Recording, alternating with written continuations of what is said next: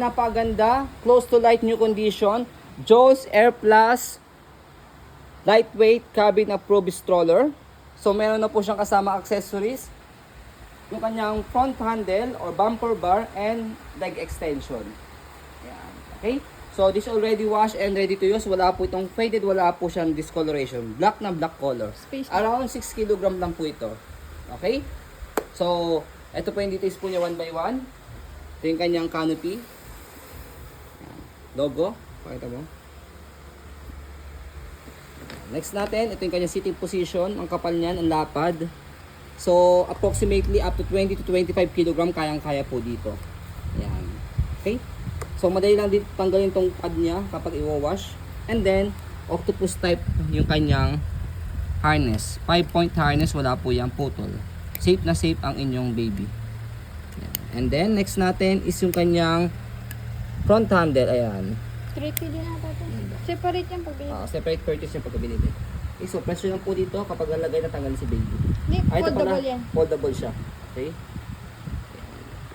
Ayan. Si baby. Next natin yung leg rest niya, adjustable po siya. Ayan. So tulak nyo lang yung pinaka bakal niya, steel niya. Mag-a-adjust. Okay? Next natin yung kanyang footrest. Magkano daddy? 3K o 4K? Mahal din yan. Press. Pag mahal ang stroller, automatically mahal yung kanyang mga accessories. Yan. Hindi naman pwedeng cheap yung accessories tas mahal yung stroller. Okay? So next natin yung kanyang gulong. Okay na okay yung gulong niya. Hindi po yung pudpod. As you can see, makita niyo yung mga lining pa niya. Okay? And then body frame sa right side, black. Yan, halos makinis pa po siya.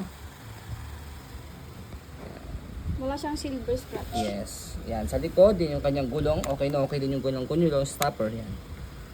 Basket. And then dito siya na-adjust kapag gusto niyo po siyang higa. Itong pinaka-zipper niya rito. Ayan. Tapos meron pa siya rito sa loob. Semi-recline muna. Semi-reclined yan. Tapos kung gusto niyo po siyang fully recline, yung kanyang tinatago dito sa loob. Ayan. Higa. Diba? Good for newborn. Tapos meron siyang airways dito sa ibabaw. And then next natin, kapag ibabalik nyo lang po siya for toddler seat. So, same lang din ulit. Vice versa. Ayan. Yan yung kabilang side ng body frame niya sa left side. Wala siya yung silver scratch kaya hindi halata. Diba? Minimal scratch since pila po yan. Sa pag-fold yan. Kaya nagagasgasan. Ingatan niyo po pag nag-fold kayo. Next natin yung kanyang handle. Same siya ng design sa front handle.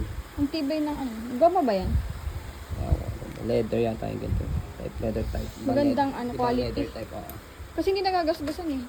Kahit pre-lab, walang scratch ba? So next natin, stroll muna natin siya to make sure na wala siyang problem. Yan sa kanyang mechanism. Ang ganda nito. Okay, so for sure, sa mga naghihintay sa amin na magkaroon ng kulit ng Diyos, ayan, finally, nagkaroon tayo ng isang available. Pre-lab siya, pero by the way, close to like new condition. I think wala pa itong mga 10 best na gamit. Ayan. So, pwede, sariwang-sariwa po siya as a maselang seller. Pwede po ito sa maselang mga buyers. Okay? So, next natin sa pag-fold sa kanya, fold lang yung canopy.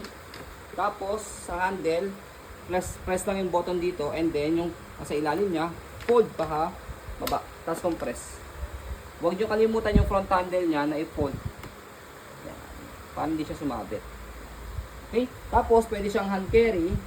Dito. Pwede rin siyang shoulder strap. Yan. Okay?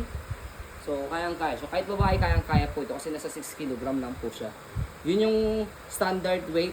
7 kg pababa for cabin. Next natin, kapag in-open siya, same lang din. Press nyo lang po yung button itong dalawa.